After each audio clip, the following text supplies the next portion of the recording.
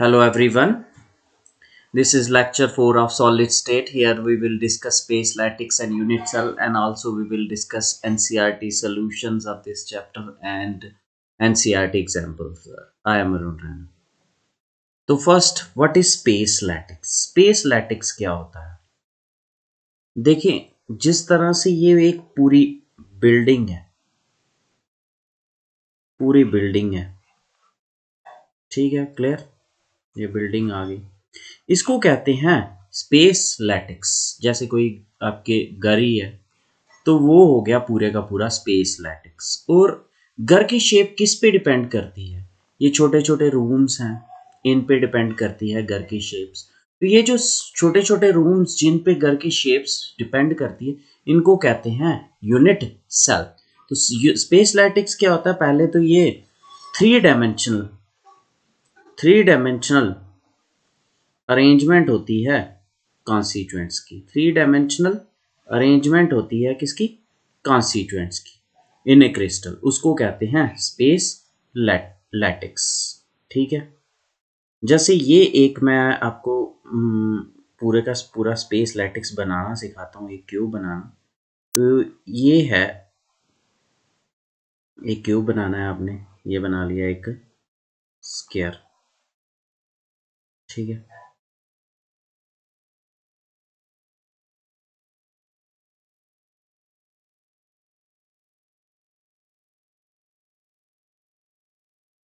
ये दूसरा स्क्वायर बना लिया, इसको और इसको ज्वाइन कर लिया, इसको यहाँ से ज्वाइन कर लिया, इसको यहाँ से ज्वाइन कर लिया, इसको यहाँ से ज्वाइन कर लिया।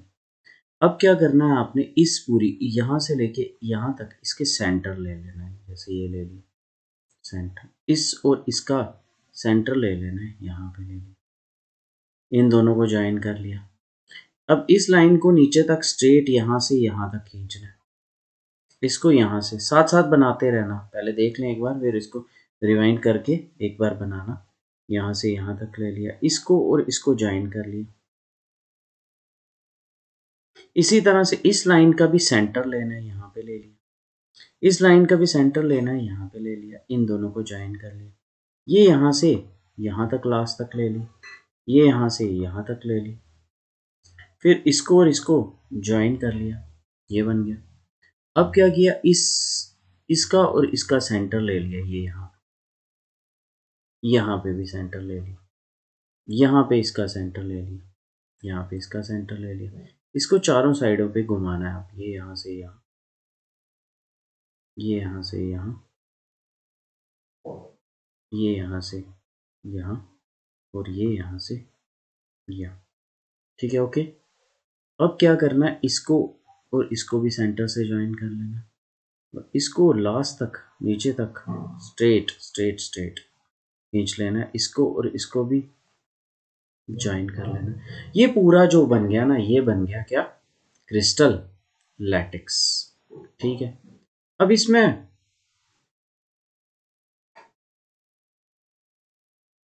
ये जो एक छोटा सा पार्ट, ये छोटा सा एक पार्ट,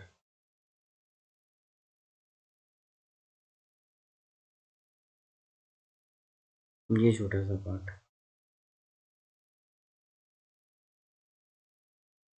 ये छोटा सा पार्ट जो बहुत सारे रिपीट होके पूरे का पूरा बना रहे हैं, इसको कहते हैं यूनिट सेल।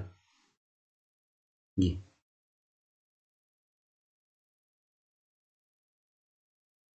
छोटा सा क्यूब आ गया इसका, उसको कहेंगे यूनिट सेल।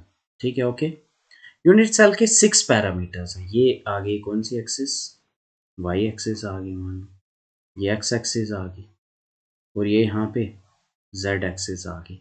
ये जो लेंथ है अलोंग एक्स एक्सिस, इसको कहते हैं ए। ये जो लेंथ है अलोंग वाई एक्सिस, इसको कहते हैं बी। और ये जो लेंथ है अलोंग जेड एक्सिस, इसको कहते हैं सी। तो थ्री एक्सियल लेंथ्स हैं, जिनको कहते हैं हम ए along x axis, B along y axis, C along z axis। अब थ्री एक्सियल एंगल्स होते हैं यूनिट सेल में। कौन कौन से? अल्फा। अल्फा किसके बीच में है? ये बी और सी के बीच में जो एंगल है ना, इसको कहते हैं अल्फा। पहला लेटर ए आता है ना, तो वो दोनों छोड़ देने हैं बी और सी के बीच में, अल्फा। फिर सी और ई के बीच में बीटा एंगल है, और ए और बी के बीच में गामा एंगल है। ये 3 एक्सियल एंगल्स हैं। तो पूरे कंप्लीट को स्पेस लैटिक्स कहते हैं। स्मॉल जो रिपीट होके पूरे का पूरा क्रिस्टल लैटिक्स बनाता है, उसको कहते हैं यूनिट सेल। और लैटिक्स पॉइंट्स क्या होते हैं? नेक्स्ट है, what are lattice points. Lattice points क्या होते हैं? जैसे ये जो पोजीशंस हैं, ये यहाँ पे कॉर्नर्स वगैरह, यहाँ पे क्या प्रेजेंट होंगे? कॉन्स्टिट्यूएंट्स प्रेजेंट होंगे। इनको कहते हैं लैटिक्स पॉइंट्स। तो लैटिक्स पॉइंट्स क्या होते हैं? Constituents of A crystals. Constituents जो एक क्रिस्टल के होते हैं, उनको कहते हैं लैटिक्स पॉइंट्स। ठीक है, okay fine.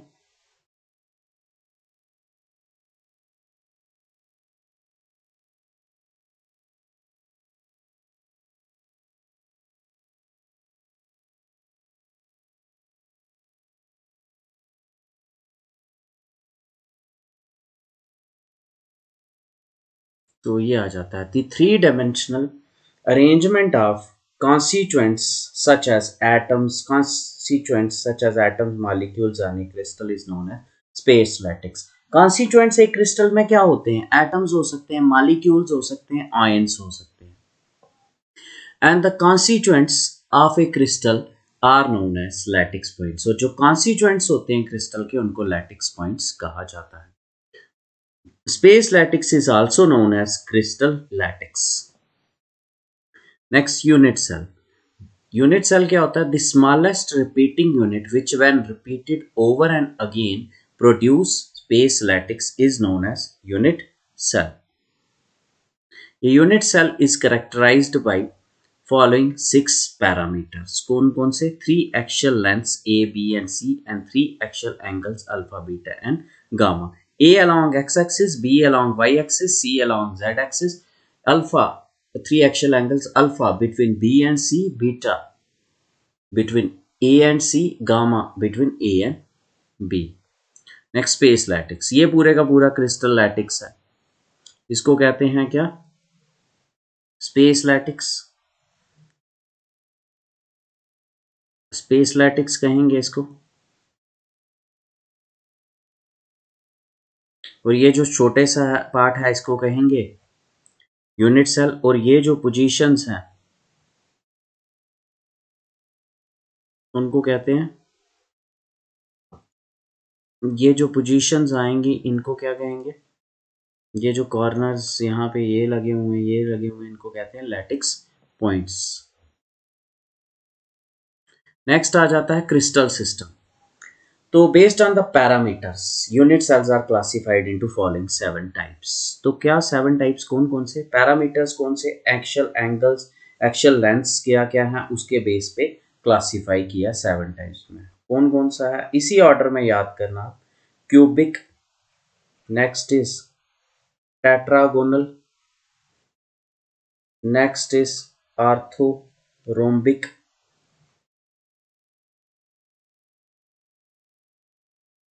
Next monoclinic, next triclinic, next rhombohedral,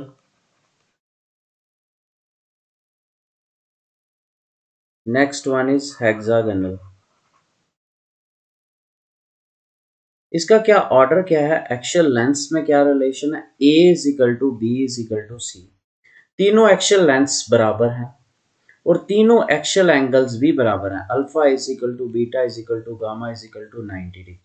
इसकी एग्जांपल्स क्या हैं? इसकी एग्जांपल है NaCl, KCl, caesium chloride, zinc blende, diamond, ये इसकी एग्जांपल्स हैं। तो क्यूबिक में ये सब कुछ इक्वल होता है, इसलिए ये क्यूबिक जो है ये most symmetrical crystal system, most symmetrical crystal system. Second one है टेट्रागोनल। टेट्रागोनल में क्या है कि दो साइड है, A is equal to B but not equal to C, और तीनों एंगल्स बराबर हैं, alpha is equal to beta is equal to gamma is equal to 90 degree. ठीक है, तो ये टेट्रागोनल आ जाता है। नेक्स्ट आ जाता है आर्थोरोम्बिक। आर्थोरोम्बिक में क्या होगा, ए इज नॉट इक्वल टू, ऊपर से हम स्टार्ट कर रहे हैं, पहले तो मैं तीनों साइडें बराबर थी, इसमें दो साइडें बराबर है, इसमें कोई भी साइड इक्वल नहीं है। और alpha is equal to beta is equal to gamma is equal to 90 degree. Next आ जाता है मोनोक्लिनिक। मोनोक्लिनिक में क्या होगा, साइडें तो ऊपर देखो कोई भी इक्वल नहीं है, यहाँ पे भी कोई इक्वल नहीं होंगी, एंगल्स इसमें कितने, दो इक्वल होंगे but not equal to third one. इसकी एग्जांपल क्या आ जाती है, इसकी भी एग्जांपल इंपॉर्टेंट है, मोनोक्लिनिक सल्फर।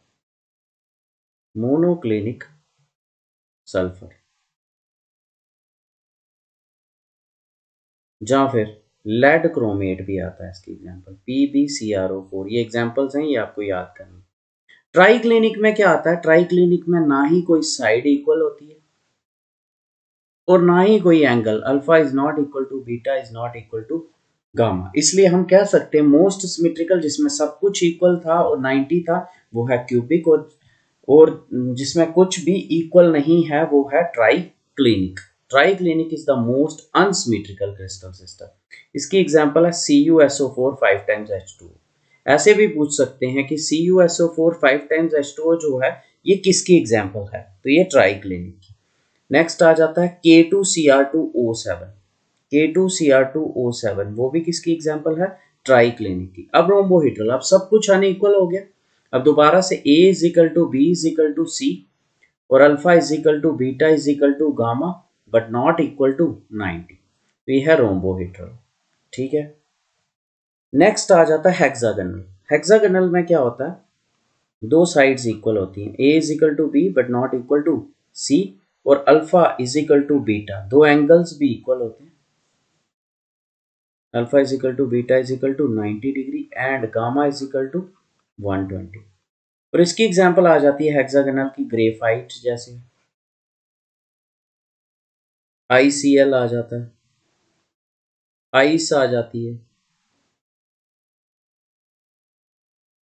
जिंक आ जाता है, कैडमियम आ जाता है, मरकरी आ जाता है, सिन बार। सिन बार क्या होता है, HgS, वो भी इसकी एग्जांपल आ जाता है। तो ये था crystal system.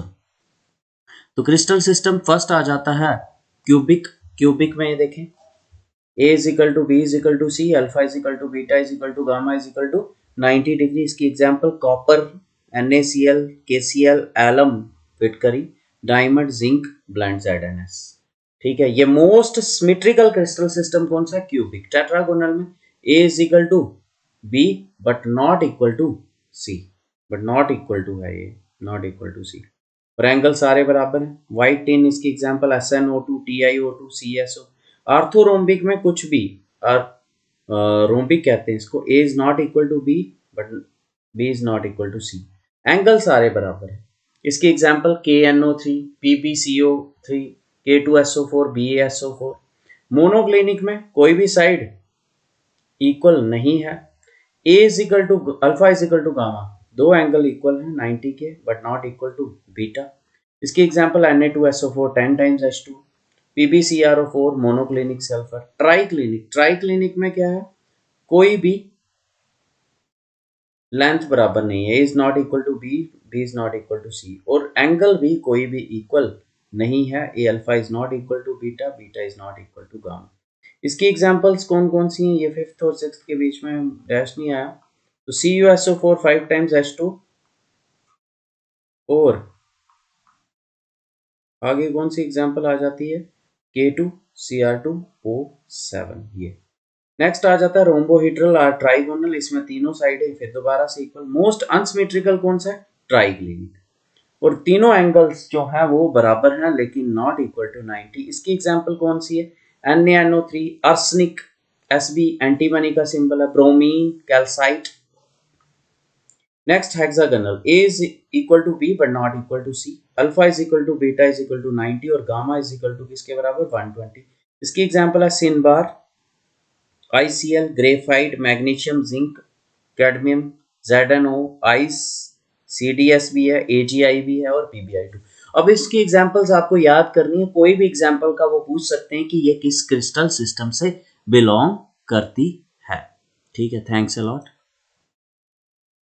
Next question, thanks a lot नहीं, अभी कंटिन्यू है आगे। इसमें NCERT सॉल्यूशंस आगे। Give the significance of lattice points. Lattice points क्या होते हैं क्रिस्टल सिस्टम, क्रिस्टल में? लैटिक्स पॉइंट्स, इसका आंसर आ जाएगा, lattice points represents the constituents. क्या रिप्रेजेंट करते हैं ये? कॉन्स्टिट्यूएंट्स। सच एज, क्या क्या होते हैं कॉन्स्टिट्यूएंट्स, क्या क्या हो सकते हैं? सच एज एटम्स, आयंस और molecules in a crystal. Okay fine. तो लैटिक्स पॉइंट्स क्या होते हैं? कॉन्स्टिट्यूएंट्स होते हैं सच एज एटम्स, आयंस और molecules in a crystal lattice. Next, name the parameters that characterize a unit cells. A unit cell is characterized by 6 parameters. 3 axial lengths, कौन कौन सी? A along x axis, B along y axis, C along z axis. Second, 3 axial. Second और क्या होता है? 3 axial angles, कौन कौन से? Alpha between B and C, beta between A and C, gamma between A and B.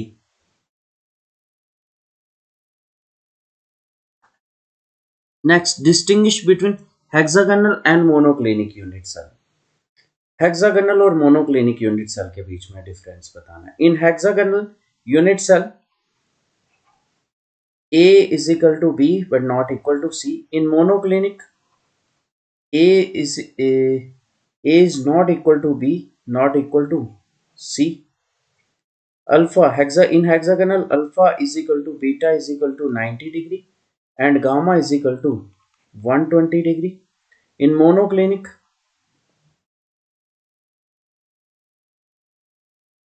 alpha is equal to gamma is equal to 90 degree but not equal to beta. दो angles बराबर होते हैं, ठीक है। तो ये है difference between hexagonal and monoclinic, बाकी टेबल में भी किया है हमने। नेक्स्ट आ जाते हैं NCERT exemplar. Which of the following conditions favours the existence of A substance in solid state? अगर हाई टेम्परेचर होगा, हाई टेम्परेचर होगा तो पार्टिकल्स दूर दूर चले जाएंगे, दूर दूर चले जाएंगे तो गैस बन जाएगा वो। नेक्स्ट आ जाता है लो टेम्परेचर। अगर टेम्परेचर को लो करोगे पार्टिकल्स पास पास आ जाएंगे तो क्या बन जाएगा वो? सॉलिड बन जाएगा। हाई थर्मल एनर्जी, अगर एनर्जी बहुत ज्यादा होगी तो पार्टिकल दूर दूर जाएंगे तो सॉलिड नहीं होगा। वीक कोहेसिव, कोहेसिव फोर्सेस होती हैं, फोर्सेस जो एग्जिस्ट करती हैं बिटवीन द पार्टिकल, ये स्ट्रांग होनी चाहिए, वीक नहीं होनी चाहिए सॉलिड के लिए। तो सॉलिड कब एग्जिस्ट करेगा? Low temperature. Next question, which of the following is not a characteristic of crystalline solid? आपने पढ़ा है definite and characteristic heat of fusion होती है। फ्यूजन क्या होती है? हीट ऑफ फ्यूजन क्या होती है? जो amount of energy required to convert 1 mole of solid into liquid. Solid को लिक्विड में कन्वर्ट करने के लिए, 1 मोल को कन्वर्ट करने के लिए जो एनर्जी लगती है, और ये डेफिनेट होती है क्योंकि सारे बॉन्ड्स क्या होते हैं? एक जैसे होते हैं। आइसोट्रोपिक, आइसोट्रोपिक क्या होता है? Isotropic, similar physical properties in different directions. ये किसकी प्रॉपर्टी होती है? ये अमॉर्फस सॉलिड्स की होती है। तो ये कैरेक्टरिस्टिक नहीं है किसका? क्रिस्टलाइन सॉलिड का। Irregular periodical repeated pattern of arrangement, regular order होता है, ठीक है। ट्रू सॉलिड होता है, ठीक है। तो कौन सा गलत है इसमें? आइसोट्रोपिक नहीं होते हैं क्रिस्टलाइन सॉलिड्स, एन आइसोट्रोपिक होते हैं। Next, which of the following is an amorphous solid? Graphite जो है ये एक कोवलेंट सॉलिड है, आपको पता है। सॉफ्ट होता है ये क्योंकि इसका हेक्सागोनल लेयर्ड स्ट्रक्चर होता है। गुड कंडक्टर होता है क्यों? क्योंकि इसमें फ्री इलेक्ट्रॉन्स होते हैं। ग्रेफाइट में हाइब्रिडाइजेशन कौन सी होती है? sp2 hybridisation. क्वार्ट्ज ग्लास, तो देखो क्वार्ट्ज ग्लास ये दो टाइप्स के होते हैं। एक होता है क्रिस्टलाइन क्वार्ट्ज जिसमें रेगुलर अरेंजमेंट होती है कॉन्स्टिट्यूएंट्स की, और एक होता है ग्लास, क्वार्ट्ज ग्लास जिसको बोलते हैं। फार्मूला दोनों का SiO2, लेकिन इसका डेफिनेट मेल्टिंग पॉइंट होता है, इसका डेफिनेट नहीं होता। तो क्वार्ट्ज, सिर्फ क्वार्ट्ज हो तो वो क्रिस्टलाइन होता है, लेकिन क्वार्ट्ज ग्लास क्या होता है? एमआरफस सॉलिड होता है। क्रोम एलम, क्या फार्मूला होता है क्रोम एलम का? K2SO4। अगर पोटेश एलम हो तो Al होता है यहाँ पे, लेकिन ये क्रोम है तो Cr2SO4 whole thrice 24 times H2। Alum, alum का जनरल, फिटकरी का जनरल फार्मूला क्या होता है? M2SO4। यहाँ पे M की ऑक्सीडेशन स्टेट 1 होती है, और आगे होता है M2SO4 होल थ्राइस। यहाँ पे M की ऑक्सीडेशन स्टेट 3 होती है, और आगे 24 टाइम्स H2। जैसे पहला आ गया K और दूसरा आ गया Cr, K की 1 है। जैसे पोटैश एलम आ जाए अगर, तो उसका फार्मूला क्या होता है? K2SO4 Al2SO4 whole thrice 24 times H2। ये पोटैश एलम का पहला K और दूसरा Al। क्रोम एलम जो है ये आयनिक कंपाउंड हुआ। सिलिकॉन कार्बाइड ये एक कोवलेंट कंपाउंड होता है और वेरी हार्ड कंपाउंड होता है, ये भी हमने पहले डिस्कस किया हुआ है। इसका आंसर आ जाएगा क्वार्ट्ज ग्लास। नेक्स्ट यही लिखा है क्रिस्टलाइन सिलिका और क्वार्ट्ज के बीच में डिफरेंस। क्रिस्टलाइन सिलिका क्या होता है? क्रिस्टलाइन सिलिका होता है क्रिस्टलाइन इन नेचर, इसको क्वार्ट्ज भी कहते हैं। Amorphous silica light white powder, all four corners of SiO4 tetrahedron are share together to give network. Quartz का स्ट्रक्चर जो होता है सिंपल है कि इसका मोनोमर क्या होता है? SiO4। इसका नेटवर्क सॉलिड होता है। इसमें रैंडमली अरेंज्ड होते हैं जिससे चेन भी बन सकते हैं, शीट भी बन सकती है 3 डायमेंशन। इसका high and sharp melting point होता है 1710 डिग्री सेल्सियस। इसका शार्प मेल्टिंग पॉइंट नहीं होता, और सॉफ्ट हीट करना हो तो ये सॉफ्ट होके लिक्विड बन जाता है। Next question, which of the following is true about the value of refractive index of quartz glass? Quartz glass एक एमार्फस सॉलिड है, इसकी रिफ्रैक्टिव इंडेक्स क्या हुई? फिजिकल प्रॉपर्टी है। तो ये आइसोट्रोपिक होते हैं, इनकी वैल्यू क्या होती है? Same in all directions.